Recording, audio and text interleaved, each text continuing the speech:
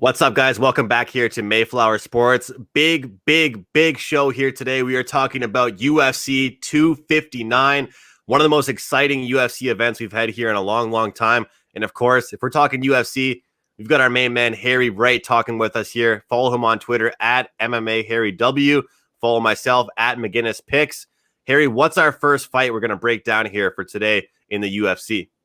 Israel Adesanya makes the jump from 185 to 205 to take on Jan Blachowicz for the UFC Light Heavyweight Championship. Israel Adesanya aims to keep his undefeated record intact while becoming just the fifth fighter in UFC history to hold two belts at the same time, joining the ranks of Conor McGregor, Daniel Cormier, Henry Cejudo, and the Lioness herself, Amanda Nunes. But that will be no easy task. It'll actually be a very tough task as Jan Blachowicz offers an incredible arsenal of skills, which includes his undeniable Polish power, which he talks about all the time. And he has some very dangerous and underrated kicks that he uses to set up his strikes. And he's a very good counter striker in that sense. And he also has a very underrated ground game, having 2 submissions since entering the UFC. He'll be the bigger fighter in the octagon in terms of weight and strength, but won't have the length advantage, as Adesanya is super lengthy, especially for his size and his frame. He'll have a reach advantage of 2 inches. Blachowicz comes into this fight off of a dismantling and a finish of the very talented Dominic Reyes, and has finished former middleweight champion Luke Rockhold and longtime contender Corey Anderson en route to this fight with Adesanya. Adesanya, on the other side, comes into this fight undefeated as a mixed martial artist and has a wealth of fighting experience, having a 75-5 kickboxing record in the past. Adesanya's precision and power makes him one of the most dangerous strikers we've ever seen in the UFC, to the likes of Anderson Silva. Adesanya possesses the star power and the flair that can make him not only one of the greatest fighters of all time, but one of the biggest superstars and performers we've ever seen in combat sports history.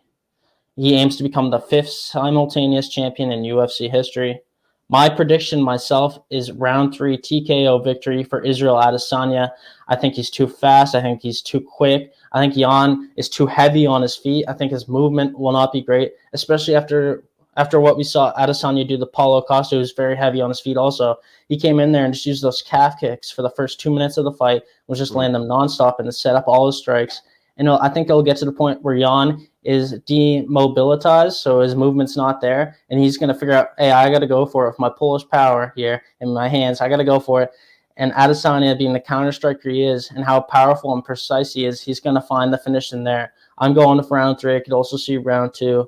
I think it'll be a very intriguing fight. I'm curious to see Jan's take of this, because I think we all know what Adesanya is going to do. He's going to come in there and strike, and he's going to try and pick his spots as the fight progresses. But is Jan going to go out there trying to go right for the knockout? Is he going to try and stand and trade long and try and get it deeper into the fight with Adesanya? Or is he going to try and go right to the grappling, which we haven't seen Adesanya tested a ton with, a little bit against Kelvin Gastelum, but this is at 205 now, an even bigger guy, a guy that has that background. It'll be very interesting. The official pick is in. Harry is going with Israel Adesanya, and even more specific, he's giving us a 3rd round prediction. Guys, make sure you spread these videos around, hit that like button, subscribe to our YouTube channel, check us out on Instagram and Twitter, and stay tuned for many more UFC predictions.